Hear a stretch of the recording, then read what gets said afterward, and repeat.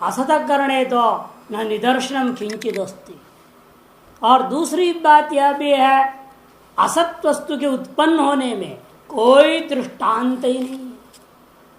असत वस्तु जका पुष्प है, शशंग है इत्यादि जो बोले जाते हैं, इनके उत्पन्न होने के विषय में कोई दृष्टांत आदि भी नहीं।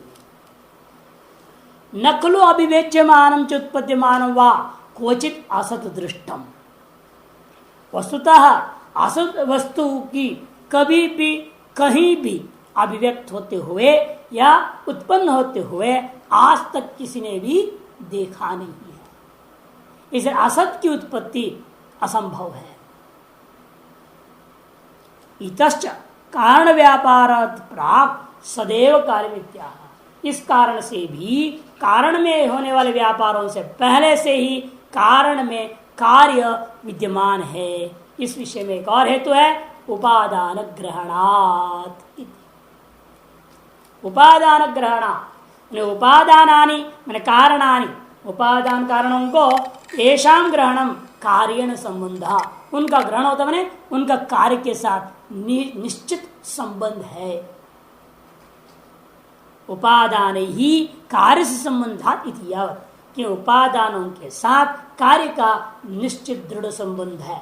अतएव कार्य के आधार पर हमें उन कारणों को इकट्ठा करते हैं। और बल्कि नैयायिक लोग खुद ही कहते हैं, प्रवृत्ति के प्रति, किसी भी प्रवृत्ति, कार्योत्पत्ति का भी एक प्रवृत्ति है ना, किसी कार्य उत्पन्न करने हम प्रवृत्त होते हैं, तो किसी भी प्रवृत्ति के प्रति उनका सामान्य नियम बता दिया है। 4 कारण है ना, चिकीर्षा, कृति साध्यता, बलवद अनिष्ट अनुबंधिता और उपादान प्रत्यक्षम। एक क्यों माना है? यदि कहीं से भी हम कारण, किसी भी कारण से कोई भी कार्य पैदा कर पाएंगे, फिर तो क्या जरूरत है हमें किसी उपादान कारण खोजने की। कुछ भी बनाना है, कुछ भी लिया और बना डाला। तो इसलिए कहते हैं ये जो उपादानों का साथ में कार्य का जो संबंध है वह निश्चित होने के कारण से ही हम लोग निश्चित कार्य के प्रति निश्चित उपादान कारणों को ग्रहण करते हैं। एतद् उत्तम वक्त, यहाँ पर कार्य का कार यह बात बोलना चाहते हैं क्या, कार्येण संबद्धम कारणम कार्य से जनकम। कार्य से संबद्ध जो कारण है वही कार्य का जनक हो सकता है। संबंधस्य कार्य से असतो न संभवति, और कार्य का असत किसी वस्तु के साथ में, कारणों के साथ में संबंध नहीं हो सकता। तस्मात् इसे मानना पड़ेगा, यदि कार्य असत है उसका किसी कारण में संबंध नहीं हो सकता। अतः असत कारण से भी कार्य का संबंध नहीं होगा, और कार्य खुद असत होगा तो भी कारण रूप असत के साथ संबंध नहीं हो सकता। अतः कार्य को कारण व्यापार से पूर्व में भी उस कारण में सत्य है, उन्हें विद्यमान है, ऐसे मानना होगा। पूर्व पक्ष कहते हैं स्यादे तत्, ठीक है तुम्हारा कहना, लेकिन असंबद्धम एवं कार्यम कारण कसरत न जन्यते। कार्य कारणों के साथ असंबद्ध होते हुए क्यों उत्पन्न नहीं हो सकता? संबंध न रहते हुए उत्पन्न हो जावे। जैसे वेदांती लोग वगैरह कई बात ऐसे दृष्टांत देते हैं, तो गोबर से क्या निकलता है? बिच्छू। गोबर से पहला बिच्छू पैदा होता, फिर वो बिच्छुओं का संसार बढ़ता है। पहली बार जो बिच्छू कहां से पैदा हुआ था? गोबर से। ये विचित्रता है। अच्छा, और दूसरी लक्षणता देखो, वट वृक्ष का बीज है, वह यदि दावाग्नि मैंने आपकी जो जंगल की अग्नि में आधा जला हुआ है और वो बीज को कौवा उठाकर कहीं लाके फेंक दिया, तो वहां वो क्या होता है? कदली वृक्ष होता है, केले का पेड़ हो जाता है। वट वृक्ष का बीज से, दावाग्नि से अर्ध दग्ध वट बीज से केले का पेड़ हो जाता है। ये देखने को मिला ना, उल्टा पुल्टा सारा। ऐसे कई चीजें हैं जो कि पहले वो कार्य का उस कारण के साथ कोई संबंध नहीं था। कहीं भी देखने को नहीं मिलता है कि केले का पेड़ का वट वृक्ष का बीज में कोई संबंध, बिच्छू का बीज का जो है गोबर के साथ संबंध, कार्य का अनुभव उनका अंदर हो रहा है। अच्छा, आप खाते हैं अन्न और देखो यहाँ क्या हो गया, नाखून निकल गया। हायवान सब कुछ भौतिक रूप में उत्पन्न होता हुआ चेतनता के लिए कारण बन जाता है, लेकिन ऐसे भी चीजें बन जाते हैं जो जड़ात्मक है, जिसे काटने वालों को दर्द भी नहीं होता। विलक्षण कार्य का अनुभव है ना, बाल होते इसको भी काट देते हो। तो सजातीय कार्य कारण भाव या कार्य और कारण का निश्चित संबंध होना कोई जरूरी नहीं है। ऐसे भी जगत में कार्य कारण भाव देखने को मिल रहा है जहां कार्य पहले से कारण में कोई संबंध से रहता नहीं है, फिर भी ऐसे कारणों से कार्य विचित्र कार्य उत्पन्न होता हुआ देखने को मिलता है। इसे पूर्व पक्ष कहना है असंबद्ध होता हुआ भी कार्य अपने कारणों के साथ संबंध न रखते हुए भी क्यों नहीं उत्पन्न हो सकता, ये पूछ रहा है। तब सिद्धांत तथा च असत्य उत्पत्ति, तब तो असत उत्पत्ति होगी ना, कारण में पहले से कार्य था नहीं, बाद उत्पन्न हो गया, असत उत्पत्ति माननी पड़ेगी। पहले जो नहीं था अब वहां उत्पन्न हो गया। इत्युताह तब सर्वसंभवा भावादिति, सर्वसंभव अभाव। यदि ऐसा ही है वास्तव में सकल कार्य अपने अपने कारणों के साथ कोई संबंध रखे बिना ही पैदा होने लग जाए तो कोई भी कार्य किसी भी कारण से पैदा होने लग जाएगा, तो निश्चित संबंध है नहीं। फिर मिट्टी ले आओ कपड़ा बना लो, और धागे ले आओ घड़े बना लो, उल्टा पुल्टा काम करो, किसी भी उपादान कारण से कोई भी कार्य पैदा हो जाए, ऐसा नहीं होता। वो क्वचित जो दिख रहा है अपवाद स्वरूप है, उन अपवाद को आप सार्वत्रिक लागू नहीं कर सकते। सर्वसंभवाभाव असंबद्धस्य कार्यस्य जन्यत्वे, असंबद्ध कार्यों को भी जन्य मान लेंगे तो असंबद्धत्व अविशेषेण सर्वं कार्यजातम सर्वस्माद वेद, असंबद्धत्व अविशेष होने के कारण से सभी कार्य समूह सभी कारणों से उत्पन्न होने लग जाएगा। न चैतदस्ति, ऐसा देखने को नहीं मिलता। तस्मात् नासंबद्धम असंबद्धेन जन्यते, असंबद्ध कार्य का असंबद्ध कारण से उत्पत्ति नहीं मानी जा सकती, अपितो संबद्धम संबद्धेन जन्यते, संबद्ध कार्य को संबद्ध कारण के द्वारा ही उत्पन्न किया जाता है। यथाओ सांख्य वृद्धा, इस विषय में हमारे पूर्वाचार्यों का कथन करना है। असत्वे नास्ति संबंध कारण सत्व संगी असंबद्धस्य चोत्पत्तिम इच्छतो न व्यवस्थिति। असत्वे नास्ति संबंध कारण ही सत्व संगी, सत्व का संगी कारणों के साथ में यदि वह कार्य पहले से उसमें विद्यमान नहीं है तो फिर उस कार्य को उस कारण में संबंध भी नहीं माना जा सकेगा। ऐसे असंबद्ध कार्यों का भी यदि आप उत्पत्ति मानने लगोगे, इच्छा तो उत्पत्ति के चाहता हुआ व्यक्ति से न व्यवस्थित, वह व्यवस्था नहीं कर पाएगा, व्यवस्था नहीं दे सकेगा, व्यवस्था बिगड़ जाएगी। तो पूर्व पक्ष का से आदे असंबद्धम तदेव तत् करोति यत्र यत् कारणम शक्तम, कहते असंबद्ध होने पर भी कार्य भले ही कारण में पहले से विद्यमान नहीं, इन कारण का अपना अपना शक्ति सामर्थ्य निश्चित है। जो कोई बड़ा चालाक किसे कर रहा व्यवस्था हो, वह कहता है कार्य कारण में होना पहले से जरूरी नहीं, घड़ा मिट्टी में हो या ना हो वैसे कोई मतलब नहीं है। लेकिन वास्तव हमें यह सोचना है क्या मिट्टी में कपड़ा बनाने की शक्ति है, मिट्टी में घड़ा बनाने की शक्ति है, ईंट बनाने की शक्ति है, कटोरा सकोरा सुराही सब कुछ बनाने की शक्ति है, लेकिन कपड़ा आदि बनाने की शक्ति, लोहा बनाने की शक्ति, इसे कारणगत शक्ति के कारण से कार्य में सर्व कार्य उत्पत्ति नहीं हो सकता।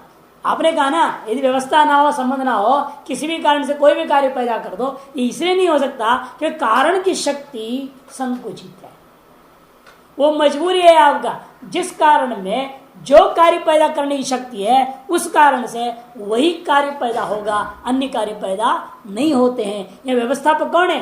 कारण कार्य के संबंध व्यवस्थापक नहीं, इन कारणगत शक्ति व्यवस्थापक। ये पूर्व पक्ष कहता है, पूर्व पक्ष कह रहा है बात असंबद्धम अपि, कार्य का पहले से कारण में संबद्ध न होने पर भी तदेव तत् करोति, वही कार्य को वह कारण पैदा करता है। यत्र जिस कार्य में यद कारणम शक्तवती, जिस कार्य की उत्पत्ति में जो कारण समर्थ होता है, हर एक कारण सामग्री में हर एक कार्य को उत्पन्न करने की शक्ति नहीं है। जिस कारण में जो कार्य उत्पन्न करने की शक्ति है वह का उस कारण से वही कार्य पैदा होगा, सभी कार्य पैदा नहीं होंगे। शक्ति इसलिए व्यवस्थापिका होगी। यहाँ पर कार्य कारण भाव संबंध या कारण में कार्य का पूर्व से ही संबंध की मानने की जरूरत नहीं रहा। तब जवाब शक्तिश्च कारणस्य कार्य दर्शनात् अवगम्यते। ये पूछा जाए अरे शक्ति का बोध कैसे होगा आपको, शक्ति कैसे क्या निर्णय होगा, किस कारण में कौन सा शक्ति है, निर्णय आपने कैसे लिया? तब कहते हैं कारण का जो शक्ति है वह कार्य दर्शन से निश्चय हो गया, कार्य को देखकर निश्चय हो गया। जो कार्य पैदा हो गया उसको देखकर हम समझ गए इस कार्य का शक्ति अमुक कारण में था। इसलिए कहते हैं ना, जो आप हलवा बनाने चलो बन गया लपसी, तब ये कहेंगे इन सूजियों में लपसी बनना लिखा था। जैसे कोशिश किया हम हलवा बना लेकिन बनी नहीं, क्या कर लपसी बन गया। जो होना है वो तो होके रहेगा, जो शक्ति उसमें निहित है वही उसमें होना है, तो लपसी होना था उसे तो वही हुआ। कार्य के आधार पर कारण में हम शक्ति को निश्चय कर लेंगे। ऐसा यदि कहते हो तो सिद्धांत कहते हैं ऐसा करने लगो ना तो कार्य उत्पन्न करने वाले को पहले निर्णय हो जाएगा कि किस कारण में उसकी शक्ति है। आप कार्य बनाना चाह रहे हैं ना, पैदा करना चाहते हैं, तो उससे पहले आप कारण सामग्री इकट्ठा करोगे कि नहीं करोगे? वो कैसे करोगे?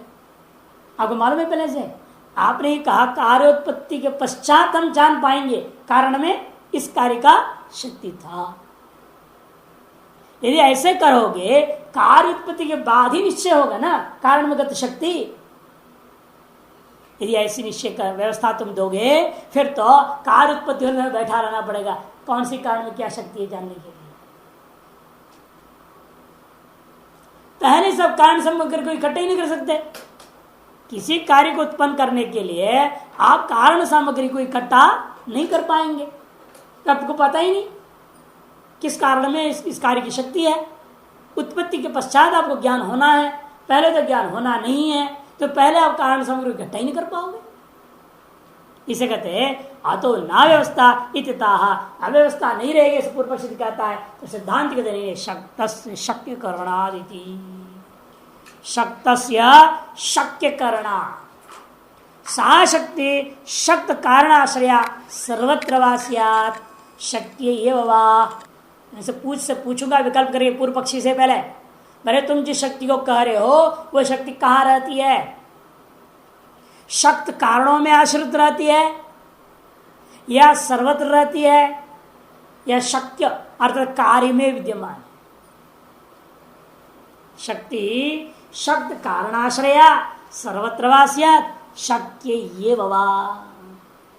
सर्वत्र तो हो नहीं सकता, सर्वत्र चेत तद अवस्था व्यवस्था। यदि शक्ति सभी में रहेगी फिर तो कोई भी कार्य किसी भी कारण से पैदा होने वाला जो दोष पहले दिया था वह दोष वैसे के वैसे रह जाएगा। और शक्य में है कहोगे उससे विकल्प उठाऊंगा, असत शक्य में है या सत शक्य में? आप कहते कार्य में शक्ति है, यह बोध कराने का कि भाई मेरी जो उत्पत्ति का सामर्थ्य अमुक कारण में है, ऐसा बोध कराने की शक्ति कहाँ है? कार्य में यदि कहोगे तो हम पूछेंगे असत कार्य में है या सत कार्य में शक्ति है? वैसे शक्य चेत कथम असति शक्य तत्र इति वक्तव्यम। असति शक्य में ही है जो कार्य कारण में नहीं है, ऐसे कार्यों में शक्ति मान रहे हो या विद्यमान कार्य में मान रहे हो? विद्यमान कार्य में शक्ति मानोगे तो हमारा सिद्धांत हो जाए सांख्य सिद्धांत। कारण में कार्य पहले से विद्यमान है और उस कार्य की शक्ति भी पहले से कारण में विद्यमान है, पर सत्कार्यवादी हो जाओगे आप। इस आपको कहना पड़ेगा कारण में कार्य नहीं है। मृतिका में घट का प्राग भाव है। अच्छा घटोत्पाद की शक्ति कहाँ है? घट में है, अर्थात कारण में नहीं है, क्योंकि कारण में घट नहीं है ना। कारण में तो घट का प्राग भाव है, घट तो है नहीं वहां, इसलिए आपके कपोल कल्पित घट में ही वह शक्ति रहेगी। यदि ऐसा है तो कारण में घटोत्पाद का शक्ति नहीं रहा तो मृतिका से घट उत्पन्न नहीं होना चाहिए। यह आपत्ति असति शक्य तत्र किति वक्तव्यम शक्ति भेद एव तादृशो यदा किंचित देव कार्य जनेत न श्रमित चेत। उससे पूछूंगा वह शक्ति भी कैसी है, शक्ति विशेष माननी पड़ेगी क्योंकि हर एक चीज में हर एक कार्य उत्पन्न करने शक्ति तो है नहीं। आपको घट में एक घट शक्ति विशेष मानना पड़ेगा, पट में एक पट शक्ति विशेष माननी पड़ेगी, शक्तियों का भेद मानना पड़ेगा और कहना पड़ा अमुक शक्ति अमुक में रहता है, अमुक शक्ति अमुक में रहता है और वह कार्य का अमुक कारण होने से इस कारण से ही यह कार्य पैदा होता है, ऐसा व्यवस्था देना पड़ेगा। शक्ति भेद एव स तादृशो यतः किंचिदेव कार्य जने, जिसलिए कोई कार्य ही कोई कारण से पैदा होता है, न सर्वम सकल कार्यों के कारणों से पैदा नहीं होता है। यदि चेत फिर तो भाई हंत बहु शक्ति विशेष कार्य संबद्धो वा वह शक्ति विशेष भी हम पूछेंगे कार्य से संबद्ध है या कार्य से असंबद्ध है। कारण से तुम नहीं रहा, आपने कार्य से जाना जाएगा, फिर वो कार्य में भी शक्ति संबद्ध है कि असंबद्ध है। संबद्धत्व न सता संबंध, ये संबद्ध है तो अविद्यमान के साथ संबंध कैसे हो जाएगा शक्ति का। तो ये भी पूछना पड़ा शक्ति सत्य की असत्य है, शक्ति सत्य मानना पड़ेगा तभी तो उत्पन्न कर पाएगी। ये पहले से बोल रहा हूं असत से तो पैदा नहीं होगा, खंडन कर चुके हैं। सत्य मानोगे वो सत शक्ति का असत कार्य से संबंध कैसे हो गया, सत और असत का भी संबंध नहीं हो सकता। और आपने कहा अभी तक कारण में कार्य उत्पन्न हुआ नहीं ना, और वह कार्य आपने कहा असत्य है, विद्यमान नहीं है कारण में, तो ऐसे असत कार्य के साथ शक्ति जो सत्य है उसका संबंध कैसे हो जाएगा, नहीं हो सकेगा। वही कहते संबद्धत्व ना सत संबद्ध मानोगे तो भी हम आपसे पूछेंगे असत कार्य के साथ संबंध कैसे हो सकता। अच्छा आपको मानना पड़ेगा मजबूर होकर के कार्य भी सत्य है, फिर तो आपने कारण में कार्य को भी माना, वहां पर उसकी शक्ति को भी माना, फिर वो हो गया हमारा सांख्य सिद्धांत। असंबद्धत्व और ये कहोगे कार्य के साथ शक्ति कोई संबंध ही नहीं है, फिर तो अव्यवस्था तो जो पहले दी थी वही रहेगा। भाई किसी भी शक्ति का किसी भी कार्य के साथ कोई संबंध ही नहीं रहा, शक्ति हवा में घूम रही है और किसी भी कारण में घुस जाएगी और कोई भी कार्य को पैदा कर देगी फिर तो, क्योंकि शक्ति न कारण में है न कार्य में है, दोनों में नहीं। कहाँ है फिर, कहना पड़ेगा हवा में लटका पड़ा है तुम्हारी शक्ति, और हवा में जो पड़ा हुआ शक्ति किसी भी कारण में घुस जाएगी और कोई भी कार्य पैदा कर देगी, गड़बड़ व्यवस्था हो गया तुम्हारा सारा। इसलिए आपको मजबूर होकर कहना पड़ेगा वो संबद्ध है। संबद्ध है तो वह किसके साथ संबद्ध है, चाहे कार्य के साथ संबद्ध हो चाहे कारण के साथ संबद्ध हो, इन संबद्ध यदि है तो वह सत्य होना पड़ेगा। कि सत्य के साथ दो सत्य का ही संबंध हो सकता है, सत्य का असत्य के साथ संबंध कभी नहीं हो सकता। अतः आपको कारण को भी सत्य मानना पड़ेगा, कार्य को भी सत्य मानना पड़ा, तभी इन दोनों का संबंध होगा। और संबंध को कौन कर रही है, शक्ति कर रही है। अतः कारण में भी कार्योत्पाद का शक्ति है, कार्य में स्वयं उत्पन्न होने की शक्ति है, ऐसे मान के उस कार्य को कारण में पहले से विद्यमान है मानोगे, तभी वह कारण उस कार्य को उत्पन्न कर पाएगा। अतः बीच में शक्ति को तुम भले ले आओगे तो भी कार्य को सत्य माने बिना कारण के साथ शक्ति का संबंध की व्यवस्था नहीं दे पाओगे। इति सुष्टुक्तम, इसलिए कार्य का कारण बिल्कुल सही कहा है, शक्त शक्य करना। जो शक्त है पहले से शक्ति से युक्त जो कारण है वही कार्य को उत्पन्न करता है। इतश्च सत्कार्य, एक और भी हेतु है कार्य को सत्य मानने में। क्या हेतु है, इत्याह कारण भावाच, क्योंकि कार्य सदा कारण रूप ही होता है। कारण को अलग करके कार्य की उपलब्धि आप नहीं कर सकते। कार्य से कारणात्मकत्व, कि कार्य सदा कारणात्मक ही है, कार्य सदा कारणात्मक ही होता है। कि घट क्या है, सदा मृतिकात्मक ही है, पट सदा तंत्वात्मक ही है। नहीं कारणाद भिन्नम कार्यम, कारण से भिन्न कोई कार्य नाम का चीज उपलब्धि भी नहीं कर सकते हो।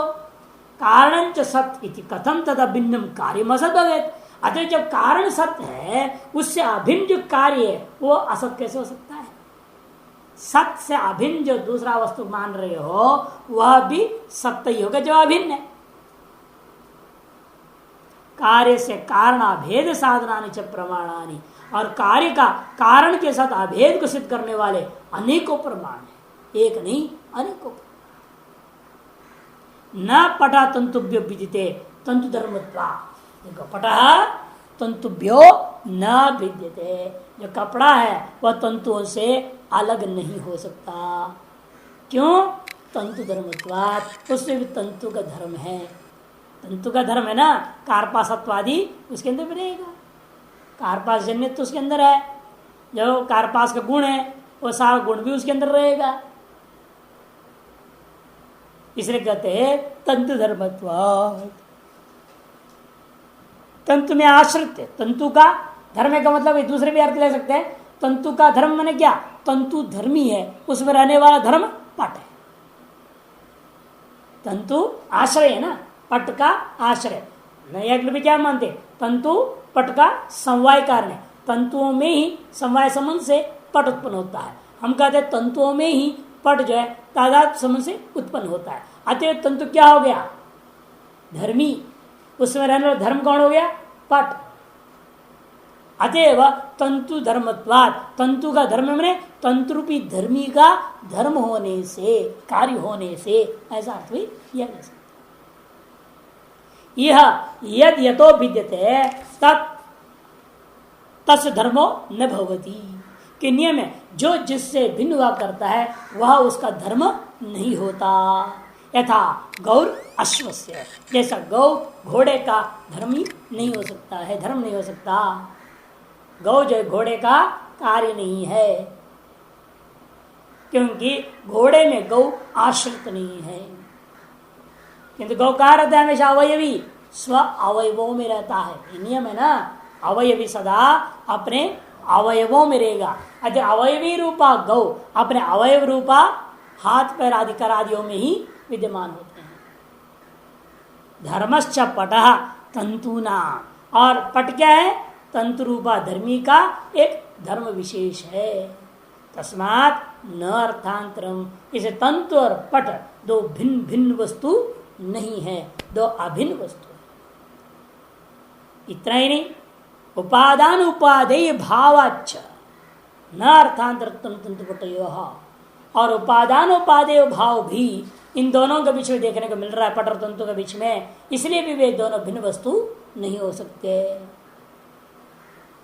योर अर्थांतरत्वम न तरुपादान उपादेय भाव यथा घटपटयोः, और जो जिन दो वस्तुओं के बीच वास्तव में भेद है वहां पर उन दो वस्तुओं के बीच में उपादान उपादेय भाव नहीं रहेगा, जैसे घट और पट के बीच में। अतः घट को बनाने के लिए आप पट को ढूंढते नहीं हैं, पट को बनाने के लिए आप घट को ढूंढते नहीं है, कि घट और पट के पीछे कोई संबंध इस तरह का नहीं है। उपादान उपादेय भावश्च तंतु पटयोः, और बल्कि उपादान उपादेय का हम देख रहे हैं। यदि आप कपड़ा बनाना चाहते हो तंतु को इकट्ठा करते हो, घड़ा बनाना चाहते हो मिट्टी को इकट्ठा करते हो, यही देखने को मिलता है। तस्मात् न अर्थांतरत्वम, इसीलिए कार्य और कारण में कोई भेद वास्तविक नहीं है।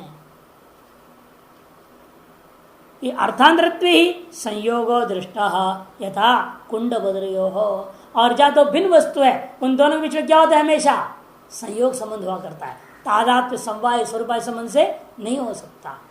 दो भिन्न वस्तुओं के बीच में संयोग संबंध ही होता है, समवाय आदि तादात्म्य संबंध नहीं हो सकता।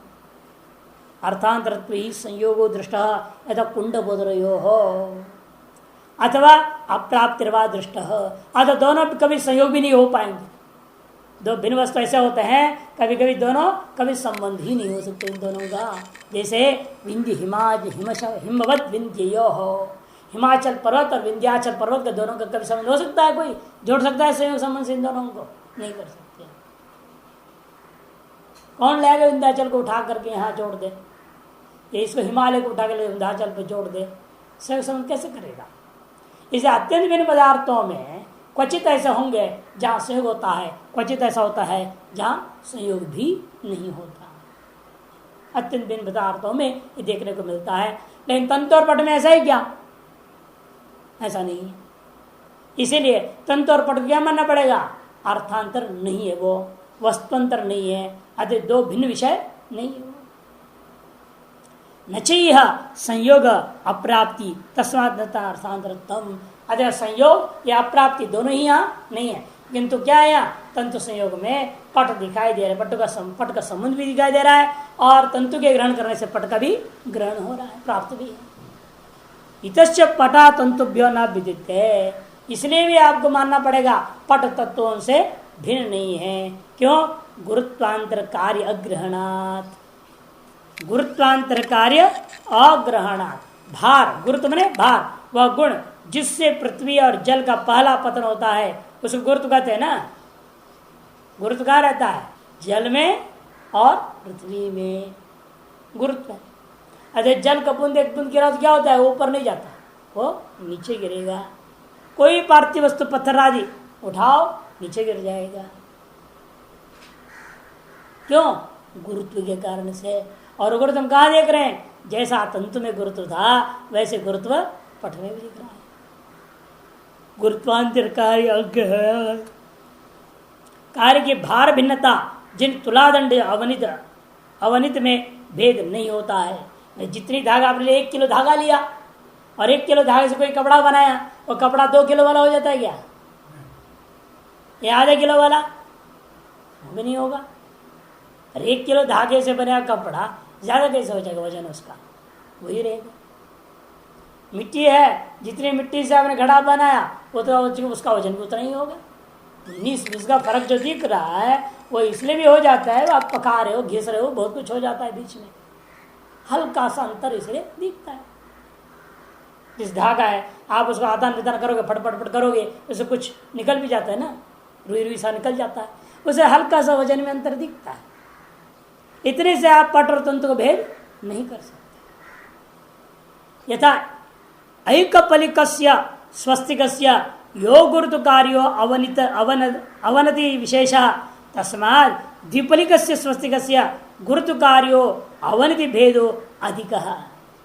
जैसा देख लो, यह यस्मात् भिन्नम तस्मात् तस्य गुरुत्वांतर कार्यम दुर्यते। वही पंक्ति छोड़ गया।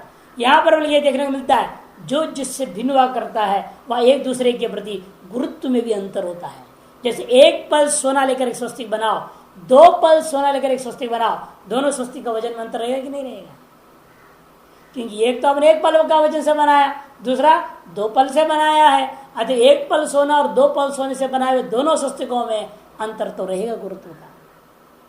वही करे एक पलिकस्य स्वस्तिकस्य यो गुरुत्वकारी, जो गुरुत्वकारी अपने वजन आपने देखा, अवनति विशेष तस्मात् उसके अपेक्षा से द्विपलिक से स्वस्तिक से गुरुत्वकार्यो अवनति भेदो अधिक अधिक रहेगा। अवनति भेद हो गया। नचित था ऐसा तंतु गुरुत्व कार्य पट गुरुत्व कार्य गुरुत्व से कार्यांतरम न दृश्यते। तंतुओं का जो गुरुत्व था जितना और उन त्रितत्वों से बना पट बनाओगे उसकी गुरुत्व में अंतर नहीं दिखाई देता। तस्मात् से मानना पड़ेगा अभिन्न तंतुभ्य पट इति, तंतुओं से पट अभिन्न है, ये मानना चाहिए। तानि अभेद साधनानि अवीतानि, ये सब भेद के अभेद के साधक का अनुमान जब ने किया ये अवीत अनुमान है।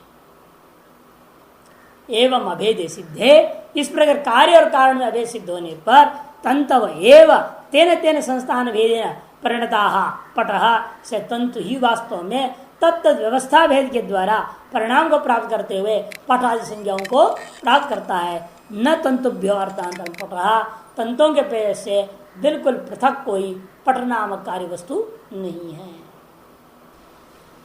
स्वात्मनि क्रिया निरोध संबंध बुद्धि व्यपदेशार्थ क्रिया व्यवस्था भेदाश्च नैकांतिकम भेदम साधितुम वर्णन्ति।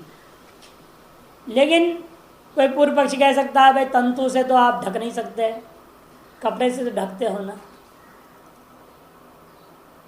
जो कपड़े से काम होगा वो धागों से नहीं होगा, जो धागों से काम होगा कपड़ों से होता नहीं। कपड़ों की सिलाई करते हो धागे से, कपड़ों की सिलाई कपड़े से नहीं कर सकते। सिलाई करने का जो काम है वो धागे करते हैं, ओढ़ने का जो काम है वो कपड़ा करेगा। एक दूसरे के कार्य तो अलग अलग है ना। अतः तंतु और पट को भिन्न मानना चाहिए। पूर्व पक्ष कह सकता है वगैरह। स्वात्मनि क्रिया निरोध संबंध बुद्धि व्यपदेशार्थ क्रियावस्था भेदा अनेक नैकांतिकम भेदम साधितुम वर्णन्ति।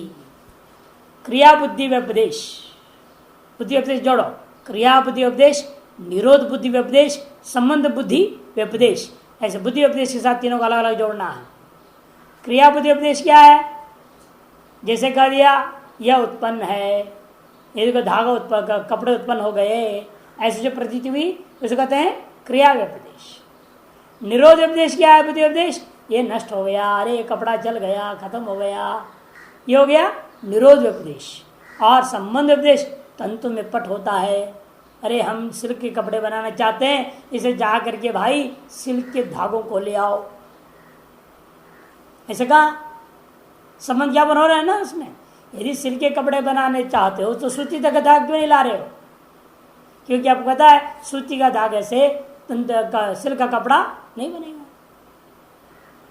अतएव क्रिया बुद्धि उपदेश, निरोध बुद्धि उपदेश, संबंध बुद्धि उपदेश की वजह से अर्थक क्रिया भेद व्यवस्था, अर्थक क्रिया भेद प्रयोजन व्यवस्था, प्रयोजन का संबंधी जो व्यवहार है उसकी व्यवस्था हम दे सकते हैं। पट से किसी का आवरण किया जाता है, तंतु से नहीं। ये सब जो आपने व्यवस्था देखा वो किस आधार में करूंगा, वहां कहूंगा भाई ये सारी चीज जो होती है क्रिया निरोध संबंध आदि बुद्धि उपदेश के आधार पर उनकी अर्थ क्रिया की व्यवस्था होती है। वह वे नैकांतिक भेदम साधित मरती, लेकिन वे तंतु और पट के बीच में आत्यंतिक भेद भी सिद्ध नहीं कर सकते। क्यों? क्योंकि एकस्मिन् अपि तत्त विशेष आविर्भाव तिरोभावाभ्याम एतेषाम अविरोधा, कि एक ही में उन अनेकों कार्यों का आविर्भाव और तिरोभाव होता हुआ आप देख सकते हो, तो कैसे आप उसका पृथक कह दोगे? किसी कपड़े को आपने क्या कर दिया, ये उत्तरीय वस्त्र है कह दिया, पहले ऊपर ओढ़ रहे हैं, अब ऊपर ओढ़ रहे हैं तो उत्तरीय वस्त्र है, फिर उसको नीचे ओढ़ दिया तो अधो वस्त्र हो जाएगा। नियम है ना, अधो वस्त्र को उत्तरीय वस्त्र के प्रयोग नहीं करना चाहिए।